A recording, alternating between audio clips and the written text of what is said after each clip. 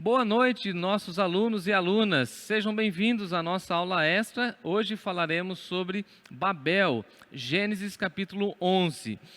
Antes do início da nossa aula, eu desejo informá-los que Lucas e eu e o nosso convidado de hoje, nós gravamos essa aula no dia 7, antes desse momento mais restritivo que nós estamos vivendo. Então, a aula foi gravada no dia 7, está sendo publicada e disponibilizada a vocês hoje no dia 25.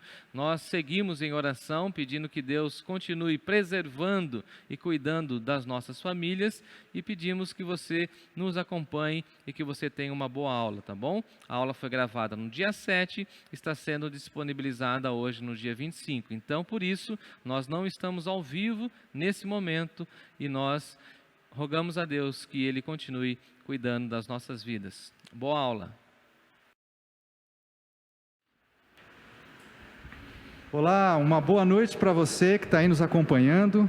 Na verdade, um bom dia, uma boa tarde, uma boa noite, né? A gente nunca sabe que hora que está, tá, né? Tem gente estão que estuda acompanhando até de madrugada, né? Então, uma boa madrugada se você está nos assistindo aí. Hoje a gente está em mais uma aula extra. Eu e o pastor Jefferson aqui, acho que nós nunca fizemos tantas aulas extras como esse estudo de Gênesis, né? Gênesis foi interessante, né? Foi interessante. Foi. Desafiador. Desafiador. Então, acho que a gente vai ter que colocar meio que um padrão uma aí, rotina, né? Rotina de aulas extras, né? Pelo menos duas, acho, no mês. Acho que Mateus está chegando também, né? Está chegando. Você já é convidado e convidada a participar conosco em Mateus, tá bom? A semana que vem a gente já tem a aula inaugural e depois a gente já começa o mês de abril já com as aulas e Sim. Bacana aí. Vai. Mateus vai exigir também bastante, né, gente? Vai. Eu já estou dando uma olhada lá, não vai ser brincadeira não, mas Deus é bom, Deus é bom. Né? E o nosso time vai estar reforçado no mês de abril também, né? Se Deus quiser e o pastor Bruno permitir. Olha só, gente, quem está aqui com a gente. Lembra aquela surpresa que a gente estava, eu e o Jefferson, a gente ficava falando, né? Não vamos dar spoiler e tudo. É porque a gente queria, né, pastor? Ter um amigo junto, né? Fazer aquele suspense, aquela expectativa. E quem está aqui com a gente hoje é o pastor Bruno. Veio acrescentar, né, pastor, mais conhecimento aí teológico no nosso time, porque beleza, né, pastor? Tá embaixo, né? Se fosse beleza, teria que mandar todo mundo embora e chama as esposas, né? Aí ficaria show. Né? Mas é que o pessoal está à procura de conteúdo bíblico. Seja bem-vindo, Bruno. Seja bem-vindo. Obrigado, olá, uma boa noite a todos, é um prazer estar aqui com vocês, né? Deus é um Deus de graça e por isso não temos beleza, mas eu espero que Ele nos use, né, para que a gente possa então sair impactado pelo aprendizado e também para a prática da palavra dele. Amém. Legal. Se você não se inscreveu no canal, né, Lucas? Vai lá, né? Recados aí, os recados. Esse é a gente brinca, o nosso mantra, né? Que a gente tem que sempre falar, né? Gente, se você está nos vendo aí pela primeira vez, não conhece o nosso canal, se inscreva. Inscreva no nosso canal, assine o sino aí, curta esse vídeo, por quê? Toda vez que a gente começar uma transmissão nova, toda vez que a gente lançar um vídeo novo, você vai ser avisado. E isso também nos ajuda. Por quê? Mais pessoas são impactadas pela palavra de Deus. Mais pessoas assistem esses vídeos com conteúdo bíblico que nós, aqui da Igreja Batista Nova Canaã, procuramos fazer com muito carinho, né, pastor? Sem dúvida. Que a palavra de Deus seja ouvida cada vez por mais pessoas. Legal. Bom, e a aula extra de hoje, né, é nada mais nada menos que Babel. Um tema, né, pastor Bruno, aí que desperta uma curiosidade nas pessoas. Com certeza. É um tema também envolto em muitas coisas não são ditas, a gente fica pensando como será que aconteceu, o que aconteceu, e a gente vai tentar hoje, né, aqui na nossa conversa, tentar desvendar esses pontos aí, né? Então, você que está na sua casa assistindo esse vídeo, já abra aí a sua Bíblia no capítulo 11 de Gênesis. É um texto pequeno, né? Um texto curto. E só nesse texto é falado sobre a Torre de Babel. Mas é um tema aí que desperta a curiosidade do povo cristão ao longo dos séculos. Bom,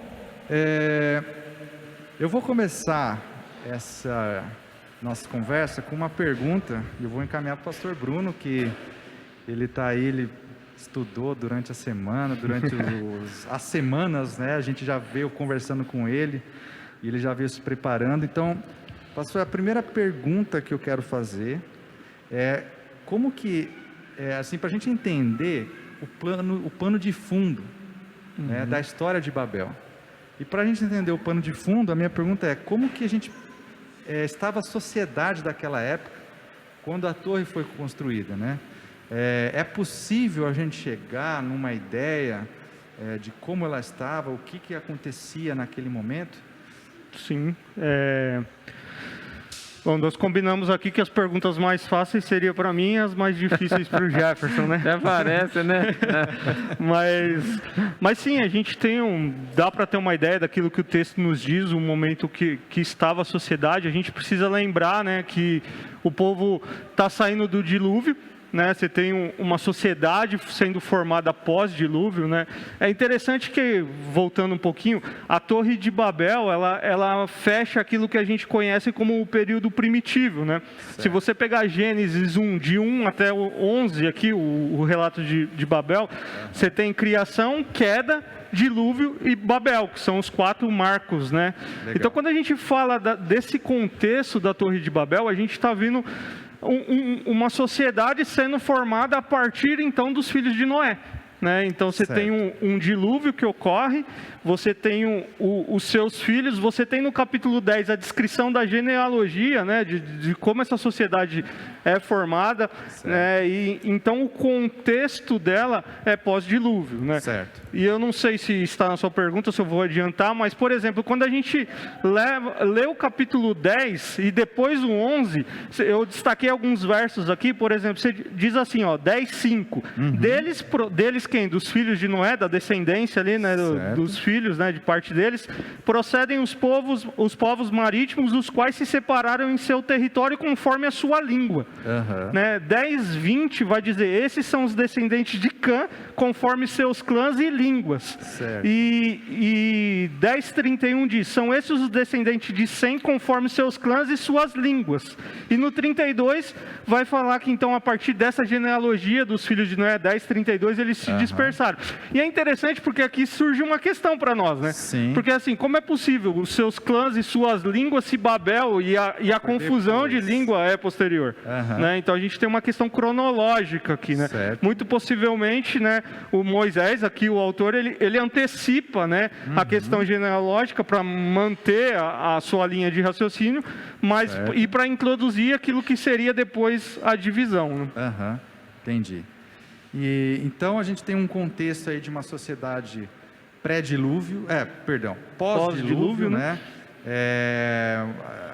As pessoas estão se ajuntando, né? E decidem então construir essa torre, construir essa cidade e construir a torre, né? A gente consegue assim ter por exemplo, uma noção também de surgimento de um império ali. O que está acontecendo é um fato isolado ou parece que é uma constância vindo, sabe, de um povo em contrariedade a Deus, ou é um fato isolado? Não, você tem um fato que está ocorrendo ali numa localidade, né? O texto nos diz, né, que no mundo havia apenas uma língua, por isso que eu falei no 11:1, e no 10 diz que existia línguas, né? Um só modo de falar. Saindo os homens do Oriente, encontram-se em uma planície em Sinear, e ali se fixaram, né? E aqui é interessante, porque se a gente for para o 10:25, a gente vai ver que a Eber nasceram 2 filhos. Um deles se chamou Peleg, porque em sua época a terra foi dividida. Né? Seu irmão chamou-se Joctã. Então a terra foi dividida, pode ser em consequência dessa dispersão que ocorre aqui na Torre de Babel. Mas um ponto interessante desse contexto, né, daquilo que eles estavam ou não obedecendo, é que existia um mandato, aquilo que vocês já inclusive estudaram, né, de o povo encher e multiplicar a terra. E o povo, então, como eles estavam numa comodidade, que era uma única língua, né, o povo ali, eles parecem ter retraído, e Deus, então, a gente tem o desenrolar aí que vai, então, explicar isso, né? Eu acho que didaticamente a gente poderia entender essa passagem em 4 partes, tentei separar aqui, né? A gente tem o registro da migração dos filhos de Noé, no verso 1 e 2, né? Você tem a decisão de construir uma cidade com uma torre, que são algo que a gente precisa entender, por que eles tomam essa decisão, né? A palavra divina que confunde a linguagem, né? O Deus que desce, então confunde a linguagem, e a dispersão dos homens, né? Que era, então, fazendo um ponto com esse mandato, que eles deveriam encher a terra, e a gente está falando de um contexto pós-dilúvio, né? Certo, entendi. Bom, o pastor tá muito quietinho aí. Não, tá só observando aí, tô aprendendo. A gente tem percebido que as descobertas arqueológicas, né, que estão sendo feitas no nosso tempo, elas têm, assim, talvez até corroborado e dado força, credibilidade à narrativa bíblica, né? E assim, várias narrativas, né, que a gente tem na Bíblia. E eu queria saber o quanto disso é importante para nós como cristãos hoje, porque a gente está falando de um tempo aqui, né, que é muito antigo, Babel, mas até mesmo coisas dessa época nós temos conseguido descobrir, investigar e chegar a algumas conclusões diferentes. Sim. Né? Então eu já vi alguns vídeos de arqueólogos cristãos falando sobre a Torre de Babel, e assim a certeza e a quantidade de artefatos que eles têm descoberto e o quanto isso tem afetado algumas teorias que antes existiam, é uma coisa sem sombra de dúvida, assim, gigantesca. Sem dúvida. Então, o que eu queria saber é o quanto disso é importante para nós como cristãos. Tá, legal. Então, a pergunta que você fez para o Bruno, né, como que estava a sociedade, né? A gente tem uma ideia, às vezes, equivocada, de que pós-dilúvio a maldade foi extinta. Certo. Esse foi o plano de Deus. Legal. Eu vou destruir a maldade e vai recomeçar. Beleza. Então vai recomeçar. Mas Noé, após sair da arca, ele já planta uma vinha lá, e a gente sabe que ele já faz uma batida, né? Fermentada lá. Ele dá uma escorregada lá. Beleza. Ele se arrepende e tal, resolve isso e vamos embora. Só que a queda impacta o ser humano. Tá.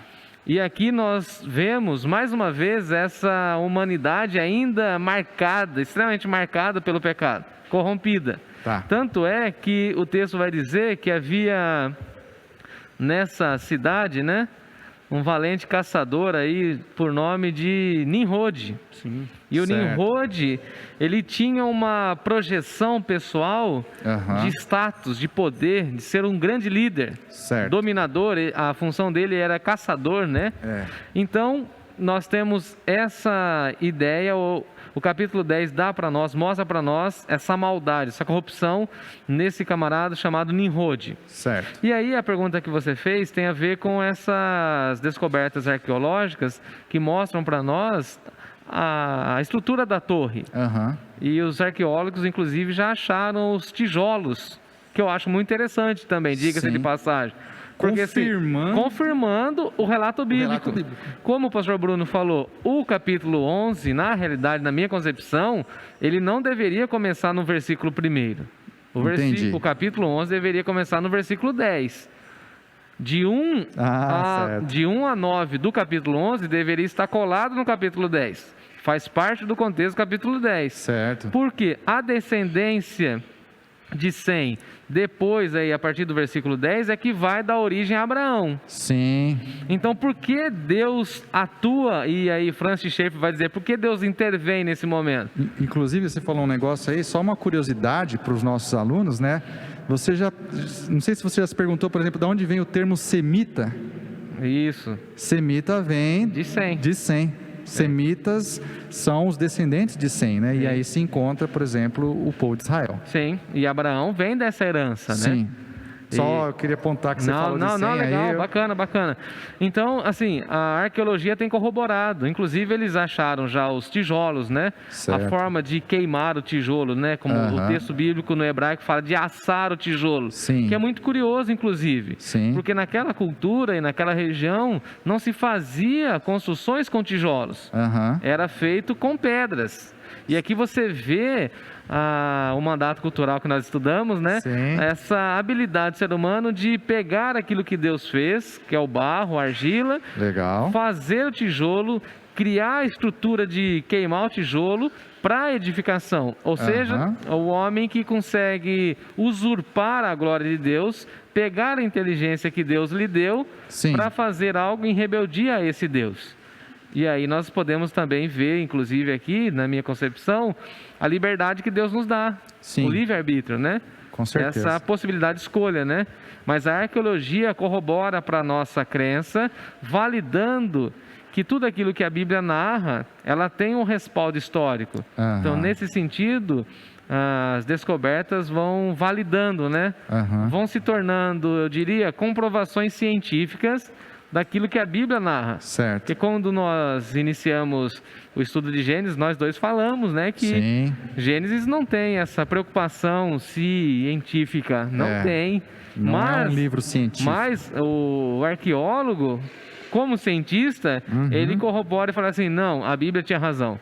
Legal. Tanto é que há um escombro, né, da Torre de Babel e tal. Né? Sim. Você tem esse rescaldo histórico, por assim dizer, né? Isso é muito interessante porque eu acho, inclusive, né, pastor, ele abre uma porta de entrada para o evangelho no meio acadêmico, né? Porque você introduzir o evangelho num meio que é muito científico, né, e muito racional, é uma tarefa difícil. E tendo todo esse arcabouço que traz essa validação, é uma boa porta de entrada, né?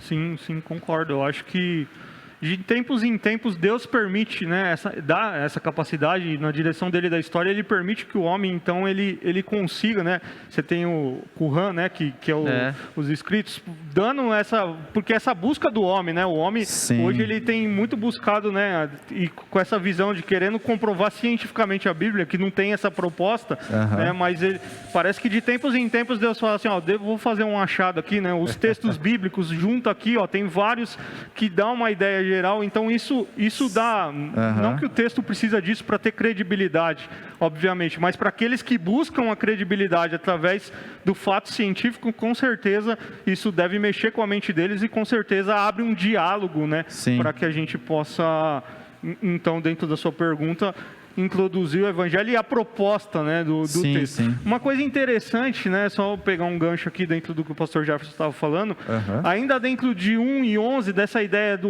da queda, do mandato cultural, né, a estrutura do livro de Gênesis é interessante, porque parece que você tem uma ideia de criação e descriação. Né, e Deus restaurando essa descriação, né? Você tem, não sei se a palavra melhor seria descriação, não sei nem se existe, mas é como se algo criado, né, por Deus, o homem ali, né, no pecado teve a queda, foi separado, e agora então o homem não consegue cumprir aquilo que Deus ordenou, e ele precisa então, né, já um enredo do evangelho, né, ele precisa então de um salvador, ele precisa de alguém que vai, então, o auxiliar, né, para que ele viva de acordo, não sei se auxiliar seria a melhor palavra, mas para que ele viva de acordo com aquilo que Deus projetou. Entendi. Basicamente, Babel é um distanciamento claro do homem de Deus. Ponto. Beleza. Ele se afasta de Deus e ele se acha muito, né? Ele fala assim, não, eu sou o cara. E ele faz um projeto e chama lá os seus amigos, né? Muito louco e arrogante ao extremo, que a gente vai ver daqui a pouco. Sim, sim. Mostrando essa ganância do ser humano. Entendi. E aí eu acho que Paulo, lá em Romanos, explica isso que o pastor Bruno está falando, que é a criatura querendo ser adorada, né? Sim. Esse é o projeto de Babel. Entendi. Então, talvez emendando as duas perguntas, o contexto da época: pecaminoso, maldoso, corrompido. Sim. A arqueologia, para mim, uma ferramenta apologética nos nossos dias. Legal. Você que quer pegar o viés da ciência, então aqui, pela ciência, pela arqueologia, nós temos essa e essa descoberta. Como o Bruno falou, o pastor Bruno, os escritos de Qumran. Vai mostrar João Batista, o enredo dos evangelhos. Legal. O Luiz Saião vai falar isso, né? Sim. Que a arqueologia hoje é uma das ferramentas apologéticas do nosso tempo. Muito boa, né? Por sinal. Claro. Legal. E dá para nós que estudamos, eu não vou falar que nós somos teólogos, né? Porque seria também muita pretensão, inclusive estudando Babel, né? Falando, nós teólogos, nós que estamos estudando... Eu muito menos, né? Não. Nós que estamos estudando teologia, a gente fala assim, não, então a gente tem mais ferramentas. Sim. Pega um atlas, pega um livro de arqueologia, né? O Duque gosta bastante, né? Então a gente dá uma olhada nas construções, na forma como era feita as coisas, os utensílios da casa, né, para entender um pouco a cultura, né? Sim. Então isso ajuda muito, né? Dá até uma compreensão maior do texto, isso, né? Que eu tô falando, de alguma, porque a gente está falando aqui de uma sociedade que viveu há mais de, em alguns momentos, né, mais de 2000 anos atrás, às vezes 4.000 anos atrás. Sim. Né? Então essas descobertas nos ajudam a ter essas compreensões. Sem dúvida. Né? Bom, pastor, agora tem 2 pastores, então tem que definir aí. Qual pastor, né? Pastor Bruno. Você falou aqui do texto do capítulo 11 de Gênesis, né? Falou da divisão que você fez para auxiliar, né, no entendimento do texto. A minha pergunta é baseado nos primeiros versos, né, até o versículo 4, onde a gente vê a atitude das pessoas, né, que estão ali na cidade, em construir a torre, né, a motivação delas, né? O texto ele vem nos falar quais as motivações. Então, o que eu queria perguntar para você o quanto dessa atitude, dessa decisão tomada, ela vai contra o propósito de Deus. Porque a gente vê, né, você falou, né, dessa postura de criação,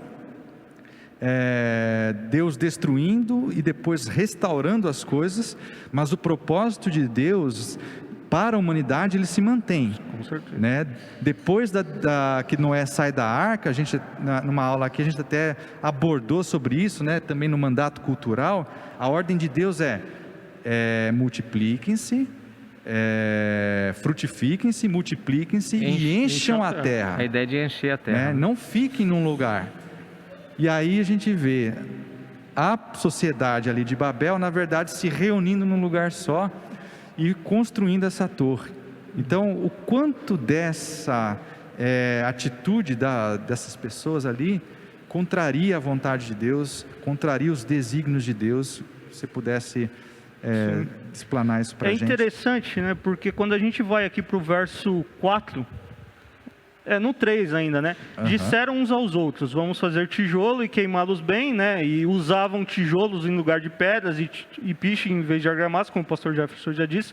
Depois disseram, vamos construir uma cidade com uma torre que alcance os céus. Assim nosso nome será famoso e não seremos espalhados pela face da terra. É interessante que aqui nós estamos diante do momento de decisão deles, né?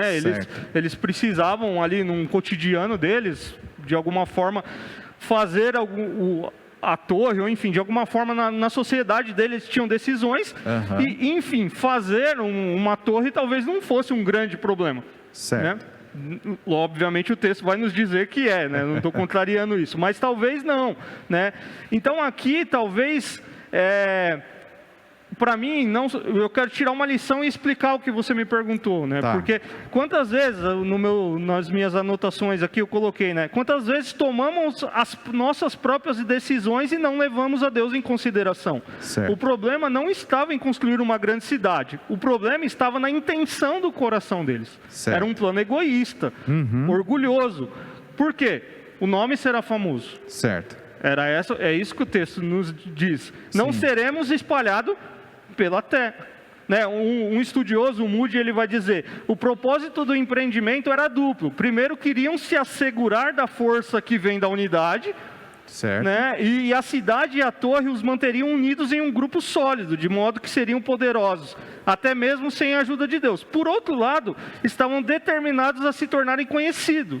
Né? Tornemos célebres nosso nome. Eles queriam a fama, eles queriam segurança, eles estavam cheios de autossuficiência, de orgulho, né? Certo. Então, aquele empreendimento para eles dava essa segurança, né? Então,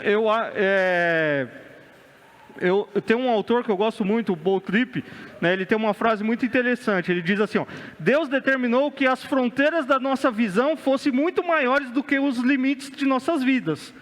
Nós fomos feitos para ver mais do que nossos olhos físicos podem enxergar. E é essa visão maior que deveria nos comprometer, conectar e satisfazer. Né? Aqueles homens, eles não estavam ali naquele momento entendendo que foram criados para ser parte de algo maior. Né? Desse mandato de desenvolver, de dominar a criação, de encher a terra. E então eles estavam presos naquele momento de decisão particular. Vamos ficar aqui, ó. Entendi. Eu, o Lucas e o Jefferson aqui, a gente fala a mesma língua para quê? Né? Vamos ficar aqui, vamos se juntar aqui, tá legal aqui, mas e o que Deus mandou? Sim. Né? E o que Deus vinha falando para eles, né? O Noé, a partir de Noé, então, então eu entendo que é essa questão de não desenvolver, né? Eles se prenderem num sentimento egoísta. Certo. Você falou duas coisas que eu achei muito interessantes, que a busca deles era por notoriedade, né? Vamos exaltar o nosso próprio nome. E você também falou que é contrário ao propósito de Deus de espalhar pela terra, né? A gente vê que o problema não está em fazer uma cidade, em construir, em se estabelecer, né? O problema está na motivação, na intenção do coração. Na intenção do coração. É interessante só complementar, né, nos evangelhos, né, quando os discípulos estão com Jesus ali, né, e tem a transfiguração, estava bom ali, não estava? Mas o que Jesus ensina? Tem que ir fazer a missão. Né? O homem, ele tem essa necessidade por segurança e por buscar aquilo que dá prazer para ele. Né? E não é diferente do que a gente tem enxergado aqui, né? Então, e eu acho que essa ideia de adorar o nosso eu, o nosso ego, está muito presente aqui nesse momento. Entendi. Né? E aí, pastor? Bom, algum complemento? Não.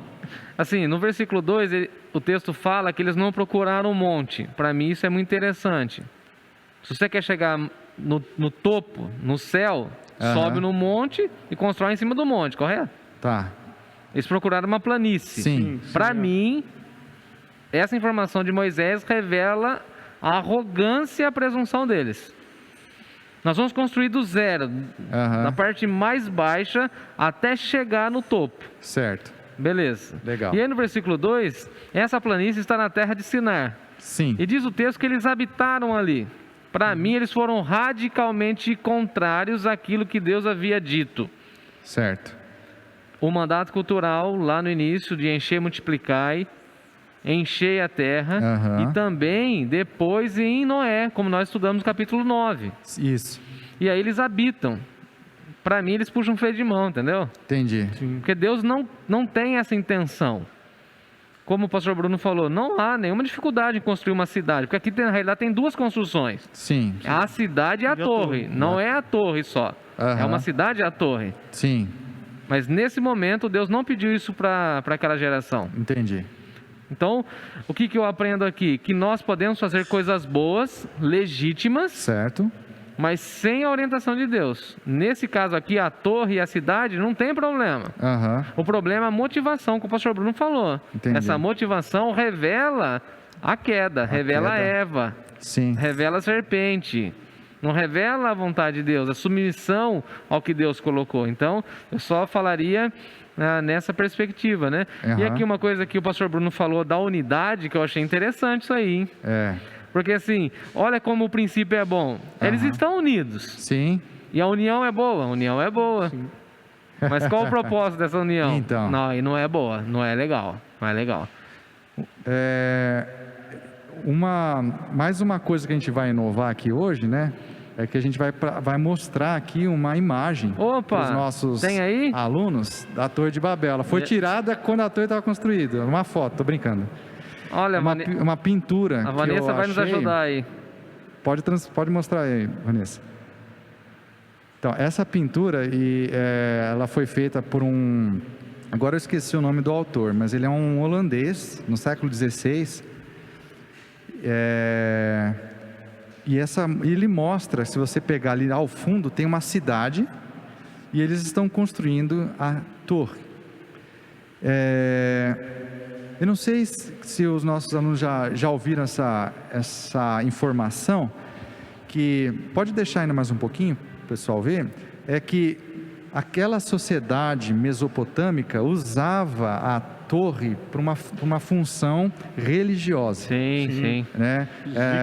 Os zigurates. Isso. Então, quando o povo resolve construir uma torre para chegar aos céus, inclusive eu encontrei nos meus estudos, né, alguns rabinos, né, falando que o que eles queriam era instituir uma nova religião. Uma nova religião. Ele já tinha um líder, inclusive, né? Sim. Que é o tal do... Qual que é o nome aqui? Nimrod. É Nimrod. E isso aí mostra também essa petulância do ser humano em tirar Deus da jogada, como o pastor Bruno falou, né, que é o que a sociedade queria. E qual a melhor forma de você tirar Deus da jogada? Colocando um outro no lugar, que é o que muitos de nós fazemos, né, pastor? Sim. A gente não quer saber de Deus. O que a gente faz? Arruma uma coisa para fazer no horário do culto. Nada de novo debaixo do céu, né? É um ídolo, né? Um ídolo. O pastor Zé ou arruma o futebol para fazer. Sim. Pode tirar já. Voltamos ali. Beleza. Bom, pastor Jefferson. O que eu fiz? Agora a pergunta para você. Mas as difíceis não é pro Bruno? Então, não, mas essa é fácil. Tá bom, não, inverte então, Lucas, não tem problema. Vai lá. Essa a gente estudou ano passado, no contexto de Apocalipse, que a gente viu aqui no texto, né?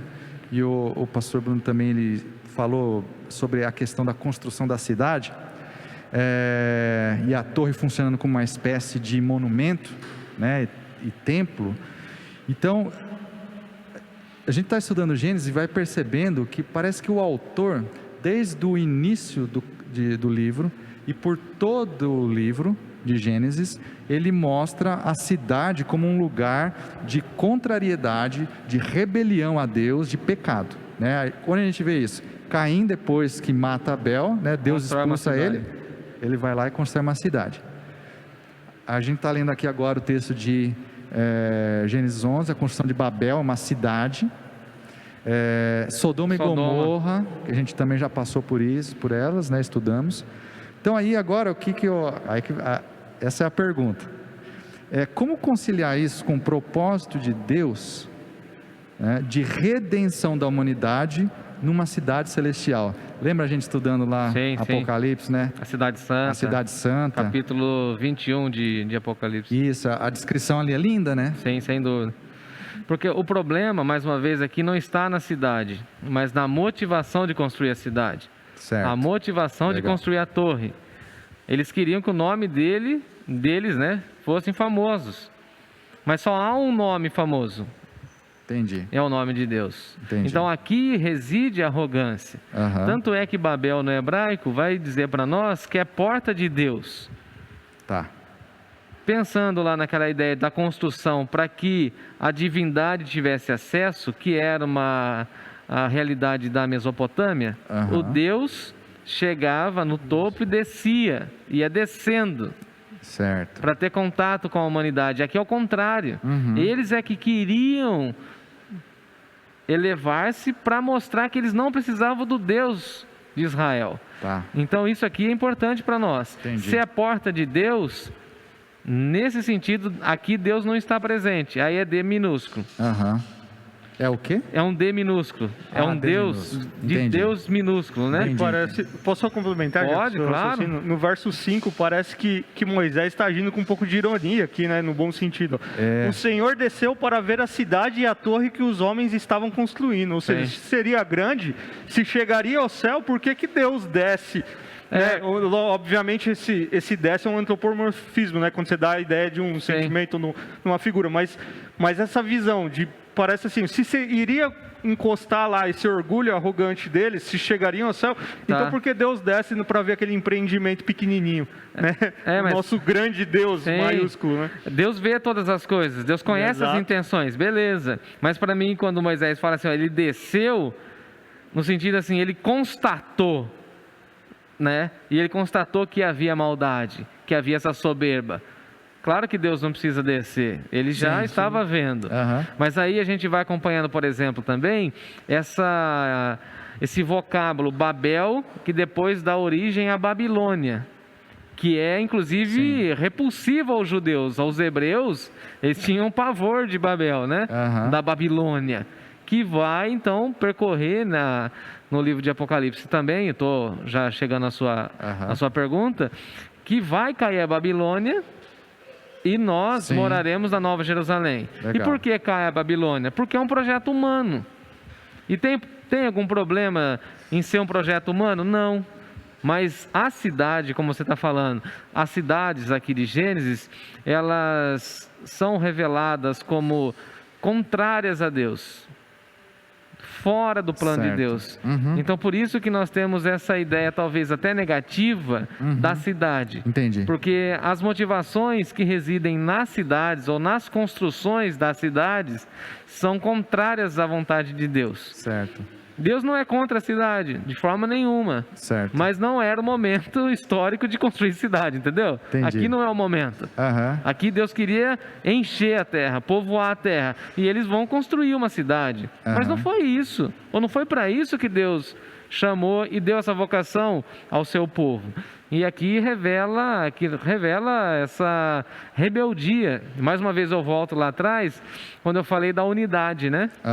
Eles conseguem uma unidade, mas uma unidade para aquilo que não é bom, para aquilo que é ruim, é contrário à vontade de Deus. Certo. E aí nós temos essa Babilônia que cai, essa Babel aqui cai, a Babilônia do Antigo Testamento cai, é destruída por Deus, a Babilônia representada no livro do Apocalipse cai, e o plano da redenção de Deus é uma cidade. Entendi. Eu gosto do Tim Keller, quando o Tim Keller fala que nós começamos num jardim e vamos terminar numa cidade. Nós vamos morar numa cidade. Deus tem um plano para a cidade. Sim. Deus atua na cidade. Por exemplo, quando chegamos no Novo Testamento, basicamente o ministério de Paulo é o ministério da cidade, cosmopolita, ele está andando. Então é um ministério voltado para a cidade. Mas aqui essa cidade é construída em rebeldia a Deus. Certo. Por isso ela não recebe o selo de aprovação do Senhor, né? Entendi. Pastor, assim, a conclusão que eu tiro da nossa conversa nesse momento é que aquilo que as pessoas que habitavam a cidade resolveram fazer,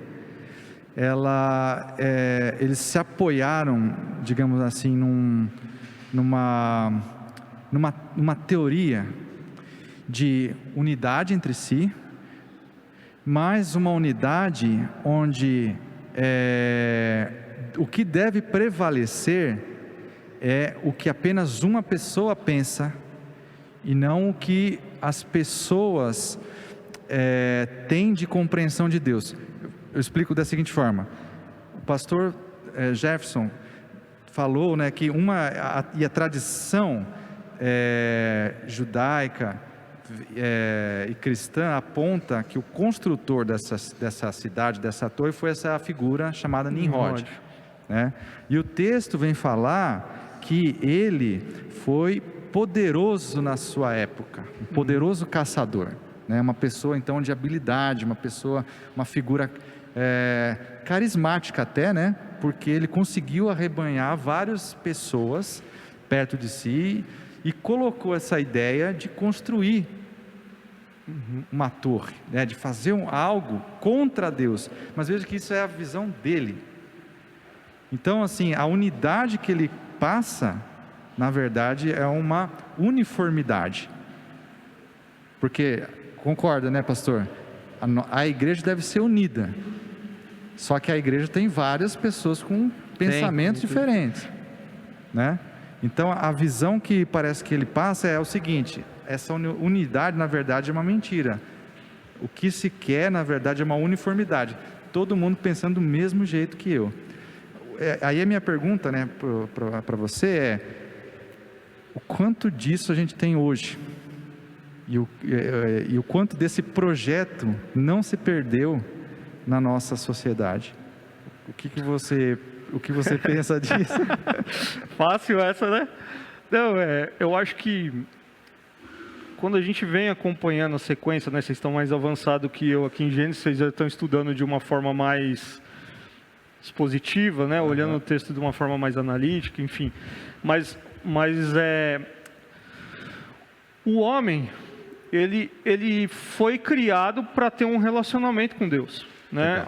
Um relacionamento de unidade com Deus, né? Um relacionamento com a sua esposa, com a sua família, com a criação, o trabalho, enfim. Mas o homem, ele está distante de Deus, porque ele caiu, e a queda, né, o pecado, ele é um princípio de morte e de separação que ele vai tornar a sociedade corrompida, né? Eu brinco com os adolescentes assim na igreja, quando eu já dei aula para a classe de novos, falo assim: aqui dentro é zoado, né? Aqui dentro não tem nada bom, né? Aqui dentro é ruim por conta do pecado.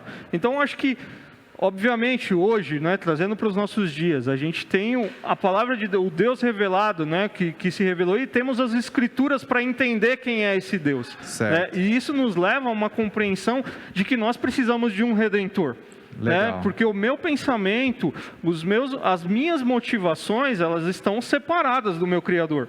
Então eu preciso de alguém para me ligar novamente com Ele, então para que as minhas intenções elas sejam diferentes, né? Então, para nós hoje, né, eu acho que sem Deus, sem um relacionamento real com Deus, nós podemos ter boas motivações, nós podemos até ter pessoas que têm boas intenções e vão fazer bons trabalhos, mas o homem, ele é egoísta. Ele vive para ele mesmo e muitas vezes ele é um Nimrod, né? Ele está buscando a sua fama, ele está buscando a construção de um projeto particular que ele tenta induzir outros para correr atrás dele, né? Não sei se eu consegui explicar tudo, mas eu entendo que para os nossos dias, né, nós continuamos distante de Deus, a não ser que tenhamos o nosso relacionamento ligado através de Jesus Cristo. E Ele sim, o Espírito dele em nossas vidas pode mudar as nossas motivações, mas longe dele eu entendo que os nossos sentimentos, por conta do pecado, são egoístas. Amém. Você me permite aí? Pode, fica à vontade. Rapaz, eu fiquei pensando aqui, enquanto o pastor Bruno estava falando, das igrejas. Certo. Será que nós não temos igrejas evangélicas de Babel, em que a liderança, personificando então, talvez na figura dos obreiros, dos seus líderes, que almejam o sucesso, o glamour, o status, para que o nome deles, o nome da igreja deles, a placa deles, tenha a credibilidade, ou seja, famosa, enquanto Deus está longe disso. Eu fiquei imaginando isso aqui, enquanto o pastor Bruno falava, dessa vaidade, desse egoísmo. Nós labutamos no reino de Deus, nós estamos, né, no arraial do Senhor, a gente contempla várias realidades, e a gente vê que tem muita gente vaidosa no reino de Deus, e aí a gente fica olhando algumas vezes, e a gente fica pensando assim, mas quais são as motivações dessa pessoa? Por que ela quer tanta notoriedade? Por que tanto status? Por que tanto glamour? Para que esses templos suntuosos, esse investimento tão pesado em tanta parafernália. Sim. Sendo que, na realidade, o culto deveria ser um culto racional, enfim. Então, eu fico pensando também nessa proposta de que todo esse esforço humano corrompido pela vaidade é Babel. Entendi. É Babel. Eu vou construir uma casa maravilhosa, mas eu não quero construir um relacionamento com a minha esposa, é Babel. Entendi. Eu quero ter um filho lindo, mas eu não quero consagrar ele para o Senhor, é Babel. Entendi. Eu quero ser um estudante da Bíblia, eu quero ser uma pessoa intelectualizada, mas eu não quero servir na igreja, não estou disposto a ser útil na minha igreja local. É Babel. Babel. Então, qualquer projeto sem Deus, na minha concepção, é Babel. Entendi. Legal. Legal. E a gente percebe, pela própria análise que Deus faz da situação, né? Como o pastor Bruno bem falou, É verdade. que Deus desce, né? Primeiro ele vai analisar o projeto, né, que está sendo feito da torre, e vai analisar também a própria sociedade, a humanidade ali. Sabe um detalhe que eu vi aqui, Lucas? É que quando nós estudamos, por exemplo, o dilúvio, Certo. os filhos de Deus versus os filhos dos homens. Filhos dos homens. Se você olhar aqui no verso 5, fala assim: então desceu o Senhor para ver a cidade e a torre que os filhos dos homens edificaram. Sim. Tem nada de Deus aqui. Nem consultaram a Deus, lembra de Sim. Tiago? Nem me consultaram, nem perguntaram a minha vontade. É. Nada, absolutamente nada. Uhum. É aquela vida, aquele projeto de fazer tudo, Deus de lado, né? De escanteio, né? Sim, Essa sim. vaidade do coração do ser humano. Entendi. Passa a Não, bola mas, pra você. mas não é isso, né, que a gente estava falando, né? Que essa pretensa unidade que Deus, ele observa na humanidade, mas ele enxerga isso, mas ele vê isso como algo ruim. Sim. Tanto é que ele faz o quê? A gente vai depois se deter nisso, né? Deus faz o quê? A confusão da linguagem. Porque ele viu que a unidade naquele momento ali não era uma coisa boa. Essa unidade se tornou uma rebelião, né? Sim, foi uma unidade fora dos padrões de Deus. Foi uma rebelião, uma unidade que promoveu uma rebelião contra a vontade de Deus. Sim. E aí essa unidade que você está falando, talvez ideal, nós encontramos na igreja. Na igreja. Em Jesus. Legal. Há um só povo, um só rebanho, um só Sim. batismo. Jesus, em João 17, orou pela nossa unidade. Pai, eu sei que eles são múltiplos, mas que eles sejam um. Uhum. Assim como eu e o Senhor somos um, né? Sim. Então não adianta a gente buscar unidade fora de Deus. Legal. Longe da presença de Deus. Não há essa unidade. Gostei disso que você Essa falou. unidade fora de Deus vai gerar rebeldia. Uhum. A única unidade correta é aquela buscada na presença de Deus por meio de Jesus, o seu Filho. Sim. E a gente vê que o mesmo Deus que confunde a linguagem para tirar a unidade contrária aos padrões dele, né? Sim. É o mesmo Deus que quando a inauguração do Pentecostes, claro, sem que dúvida. chama todo mundo, né, para falar, digamos assim, a mesma língua, e todo mundo ouvir aquilo que ele precisa ser anunciado, né? O Evangelho. É interessante isso, né? Interessante, né? Bom, a gente viu aqui sobre a análise, então, dessa que Deus faz da situação. O pastor Bruno falou da questão dos propósitos humanos serem contrários, né, a Deus, porque buscam a exaltação do eu, né, pastor? Pastor Jefferson, a sentença, então, que Deus dá para essa situação, né, que a gente analisou aqui, e a gente vê que esse projeto continua até hoje, né? Você falou dos projetos babéis, né, que tem por aí, né, na sociedade. Essa sentença de Deus, então, a gente sabe que Deus confundiu a linguagem e espalhou a humanidade pela terra. Nesse momento em que a sentença de Deus é aplicada, é possível a gente ver, até mesmo aqui, a misericórdia de Deus? Sim. Por exemplo, Sodoma e Gomorra. Foi aniquilamento. Uhum. Aqui não há aniquilamento. Certo. Aqui é uma dispersão. Parece-me que Deus está realinhando o homem a voltar no trilho. Certo. Eu tenho um mandato cultural. O mandato cultural é enchei a terra, multiplicai, andem. Tanto é que daqui a pouquinho, já no capítulo 12, qual que é o chamado de Deus? E a gente entende isso. Qual que é o chamado de Deus para Abraão? Abraão, sai da tua terra, vai andar. Ô Senhor, mas dá a localização do WhatsApp aqui. Não, anda. Vai ser peregrino. Vai ser peregrino. Tá. Mostrando, inclusive, para nós que lá na frente nós iríamos incorporar esse espírito de Abraão. Legal. Que nós somos peregrinos aqui. E aqui a ideia do texto, né? Olha no versículo 8. O Senhor os dispersou dali pela superfície da terra. Certo. Em outras palavras, Deus os fez andar. E cessaram de edificar a cidade. Se você olhar o texto, parece que eles foram expulsos da cidade. Tá. Porque o problema deles não era a torre. O problema deles era estar envolvidos numa ideia de cidade. E ao ficar na cidade, eles decidiram construir a torre. Entendi. Porque parece que as duas coisas estão completamente coladas, né? Ó, eles ficaram, no versículo 2, né? Eles habitaram ali. Eles montaram as suas tendas ali. Criaram raízes ali. Eles já tinham CEP ali. E não era para eles ter CEP ali. Então a primeira coisa que Deus faz é o seguinte, é espalhar eles pela superfície. Certo. E aí cessa a cidade, aquela cidade deixa de existir. Porque não era projeto de Deus naquele momento que houvesse a cidade. Entendi. Porque aquele ajuntamento da cidade, e aí nós podemos imaginar, né?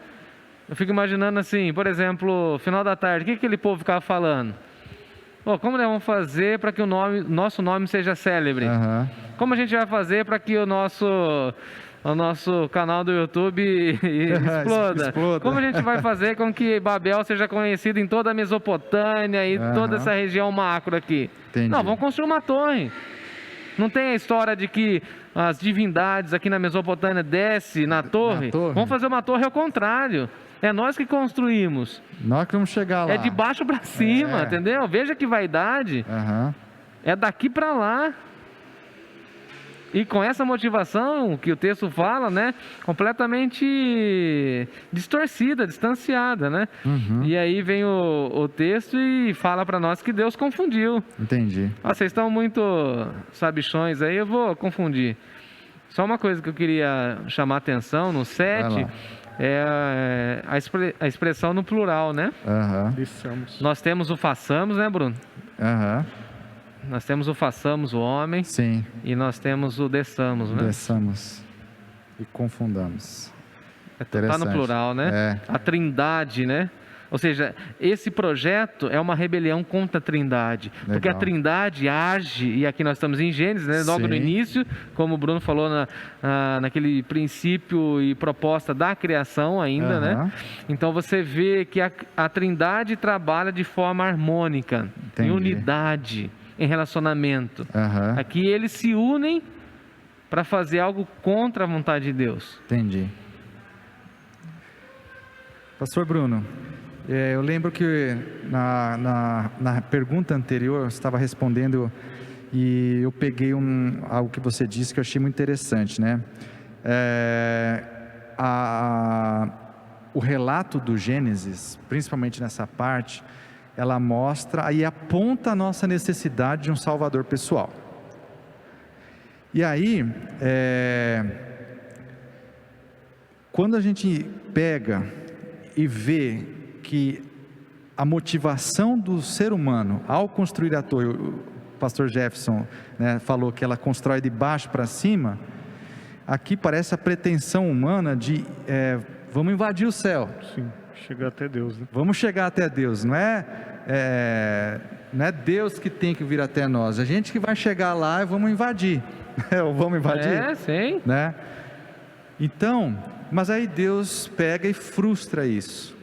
E é interessante que o pastor falou, né, da trindade, né, é um consenso ali, os três agindo para extirpar essa falsa religião, né, essa falsa religiosidade do ser humano de tentar, parece que aquela vã tentativa humana de, não, eu consigo chegar até Deus nos meus padrões, né?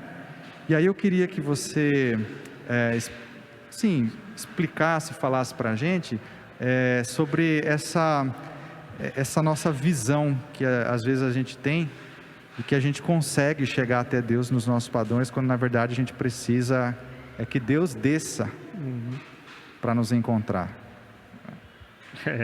Vamos lá, vamos tentar concluir aqui. Eu acho que eu concluí aqui dizendo assim, ó, esse episódio reforça a ideia de desarmonia abordada neste período primitivo. O homem na queda não consegue viver com a criação, certo, com o próximo e com o próprio Deus. Legal. Então, para mim, o homem em queda, ele está separado de Deus. Então, essa motivação, por mais que a gente possa ter um desejo, que está dentro de nós, né, um desejo pelo conhecimento do nosso Criador, certo, é Ele que vem a nós, é Ele que está escrevendo a nossa história, e é Ele que entra no momento certo e se apresenta como o nosso Salvador. Legal. Então, eu entendo que o homem, ele precisa... ele precisa estar sensível, ele precisa se submeter, mas ele precisa compreender, mais do que nunca, que ele precisa de um Salvador, ele precisa de um Redentor. Na queda, eu estou separado. Certo. Com a separação, eu não consigo viver com o meu Deus, com o meu próximo e com a criação. Entendi. Então eu preciso de um Redentor, eu preciso de alguém para me salvar. Entendi. E eu acho que isso eu não faço por mim mesmo. É Ele que vem, assim como veio, o Filho, e morreu por nós para que a gente pudesse, então, agora, em Cristo Jesus, ter um relacionamento com o nosso Criador, com o próximo e com a criação, que era isso que a gente vê no jardim, né? Sim. Então, eu não sei se eu respondi a pergunta, mas eu entendo que a gente não tem nada por nossos méritos que a gente possa fazer, porque a gente precisa de um Salvador, a gente precisa de um Redentor. Não é através de uma torre que a gente chega até Deus. É através da escada que a gente estudou uns tempo atrás aí, né? Lá que Jacó chega em Betel, né? É através da escada que você falou, né? Amarrou com Jesus. E Jesus falou, né? Eu sou a escada, né? Eu sou a escada. Em mim, no Filho do Homem, vocês verão os anjos subindo e descendo, né? Ou seja, vocês verão a atuação de Deus. Sim. É em Jesus que o céu se abre e fala, ó, esse é meu filho amado. A ele ouvi. Sim. Ouçam meu filho. Parem de construir Babéis, diria Deus. Abandone esse projeto humano. Sim. Ridículo, inclusive. Eu estou construindo uma cidade maravilhosa. Sim. E aí vem Jesus e fala assim, o meu pai tem muitas moradas. Se não fosse assim, já teria falado para vocês. Sim. Parem de construir Babéis. Legal. Deixa tudo na mão de Deus. Por quê? O autor aos Hebreus tem uma expressão que é linda, que ele fala assim, que Deus é o arquiteto do universo. Olha só. E esse arquiteto está preparando para nós a cidade.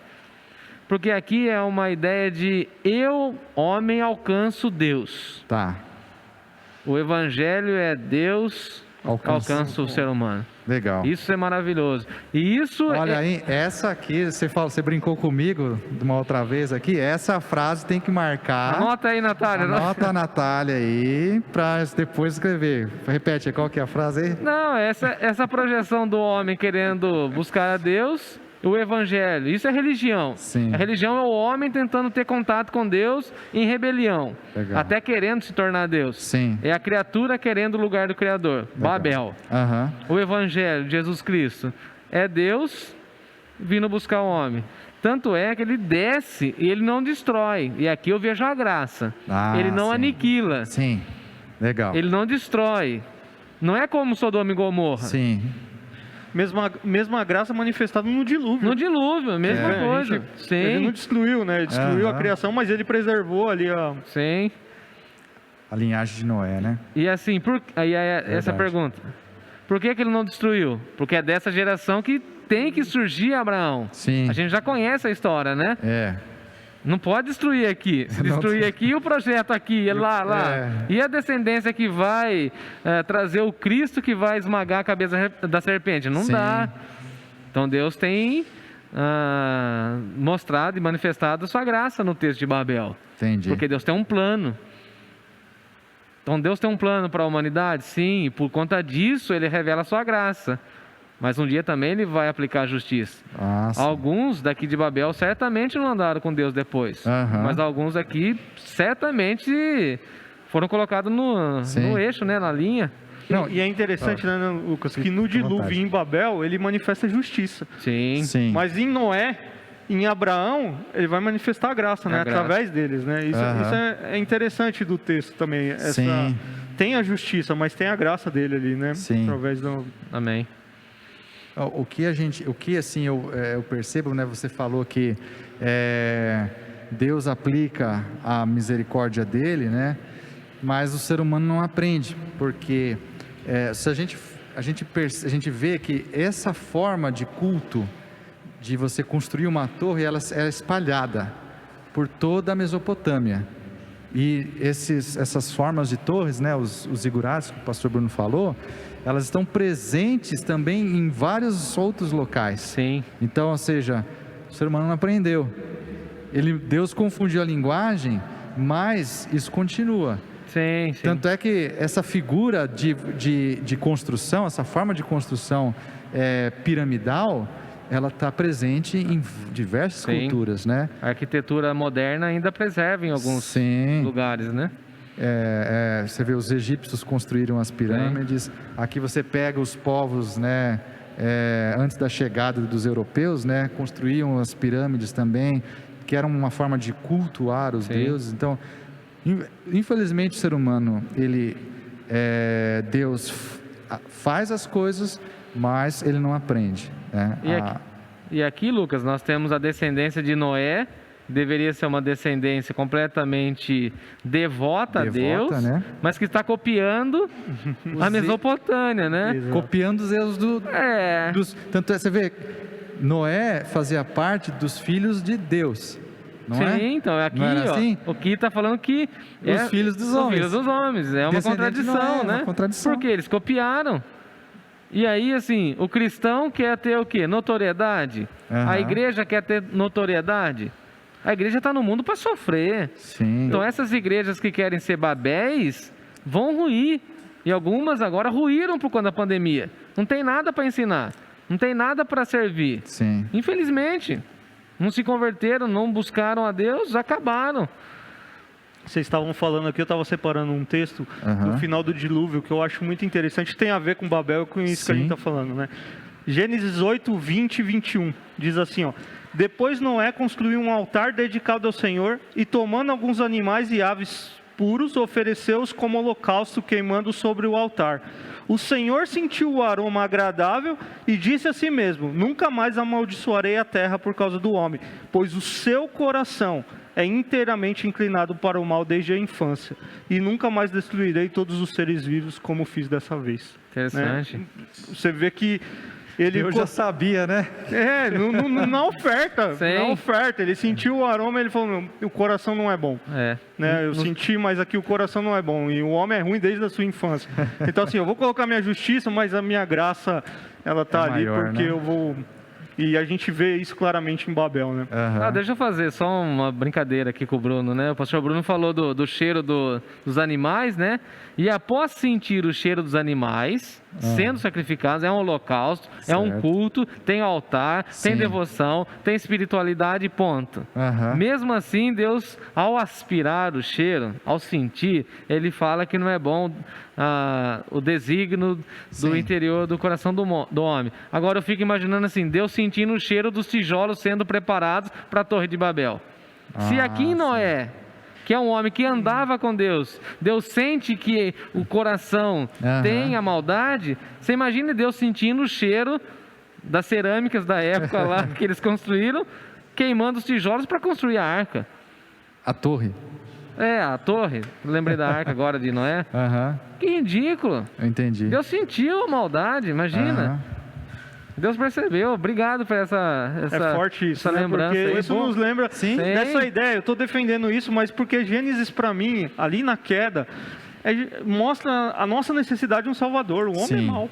O homem é mau. Né? O pecado corrompe, né? E a gente precisa de um Salvador. E está claro aqui para nós, né? Mesmo após E é interessante esse paralelo, né, com os tijolos, né, da torre. Você fala, poxa, Deus sentindo o cheiro daquilo, né, vendo aquilo, observando, né, e fala... É porque onde que eu nasci, em Rio Claro, é um polo de cerâmicas, né? Então eu lembro do cheiro do tijolo. Tem cheiro, né? Sim.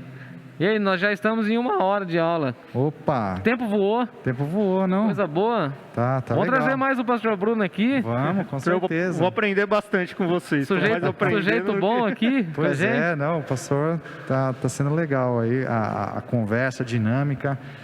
Legal. Bom, pastor, já que a gente está se encaminhando para o final da nossa aula, a minha pergunta é bem simples, né?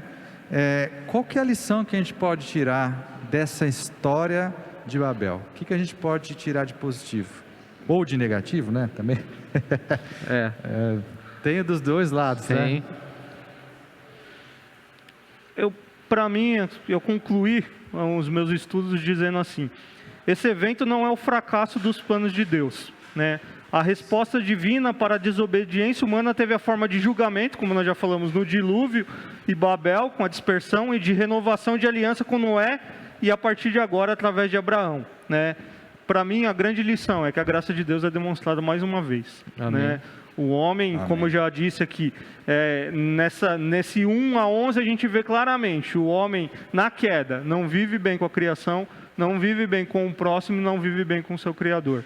E a gente vê claramente que a gente precisa da graça de Deus. E para mim a grande lição, né, é fazer uma análise, obviamente, das intenções do nosso coração, né, porque o problema aqui estava no orgulho do coração deles, né, do nosso ego, da nossa vaidade. Legal. Mas também experimentar que a gente, em Cristo Jesus, a graça de Deus é revelada hoje para nós em Cristo Jesus. Amém. Que oferece perdão, né? Os planos de Deus não falham, né? Por mais que eu possa ter construído uma torre na minha vida, né? Por mais que você possa ter construído uma torre na sua vida, né, para engrandecer seu nome, para fazer seu nome grande, existe um Deus que deseja ter um relacionamento com você, e isso é através de Jesus. Isso é graça, isso é amor, isso é misericórdia, isso é bondade. Amém. Né? E para mim essa é a grande lição. Amém, amém.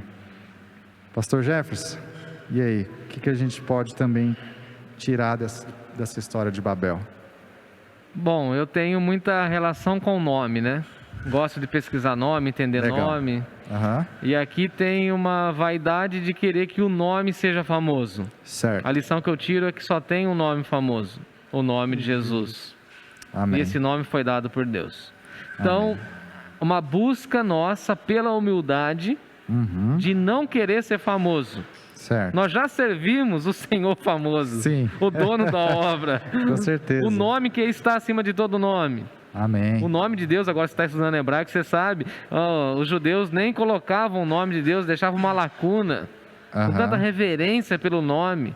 Então que a gente tenha menos preocupação com o nosso nome, com a nossa fama, com o nosso glamour, com o nosso status, e mais cuidado, mais zelo com o nome de Deus. Entendi. Porque isso vai nos levar a ter uma unidade no corpo de Cristo e não fazer projetos pessoais e, quando não pessoais, coletivos, com uma falsa unidade. Entendi. E outra lição que eu tiro do texto é o seguinte: uma unidade sem a presença de Deus não tem sentido.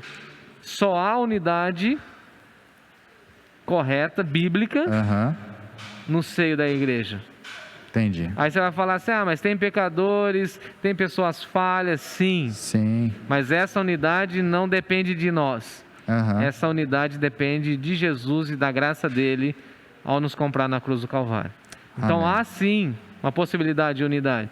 E nós não precisamos de um projeto como Babel. Legal. Porque o grande arquiteto já tem um outro projeto que é infinitamente maior do que Babel. E que caia a Babilônia da nossa vida, que caia as Babéis da nossa vida. Sim. E que honremos o projeto de Deus, como o pastor Bruno falou. Nenhum dos seus planos será frustrado. Será frustrado. Bom, gente, eu acho que se isso não merece um joinha, eu não sei o que merece, né? Depois dessa aula que a gente teve aqui com o pastor Jefferson falando, o pastor Bruno, que veio lá de Jandira para estar com a gente aqui. Pastor Bruno, muito obrigado pela sua presença. Foi muito bom ter você aqui com a gente, poder ouvir as suas considerações e vamos ver se ele volta mais vezes, né, pastor? Vamos convidar aí, vamos convidar. Vamos, claro, vamos sim. Eu que agradeço a oportunidade, é sempre um prazer estar aqui com vocês, né? Rever vocês que estão aqui, poder falar com aqueles que estão online em casa, mas tenho um carinho muito grande por essa igreja, né? Pelo pastor Jefferson, Lucas, e é sempre um prazer poder estar junto, né? Espero poder ter contribuído, né? Aprendi muito também, né? Torre de Babel não é um assunto fácil, né? Sim. Não é os livros, pelo menos as minhas fontes de pesquisa, não se debruçam tanto nesse assunto, Tem né? pouco material, Ele trata né? de uma forma muito mais genérica, mas foi um momento gostoso aqui. Eu agradeço a oportunidade de poder aprender também com vocês. Que isso, pastor, é muito bom. Quando puder, seja sempre com a gente aí. Pastor Jefferson. Maravilha? Maravilha? É bom ter mais um amigo aí com a gente, com né? certeza. Equilibrar um pouco maravilha. É bom demais. Que bom estar com você de novo. Os nossos alunos aí acompanhando. Vanessa no computador, obrigado. E deixe nos comentários, compartilhe o nosso link. Sim. Esparrama isso aí, para que mais pessoas possam ouvir. E se eu não me engano, na próxima semana agora, a gente, né, no domingo, a próxima é a última lição. É a última lição. É a última lição. Então, vão já... ouçam, né?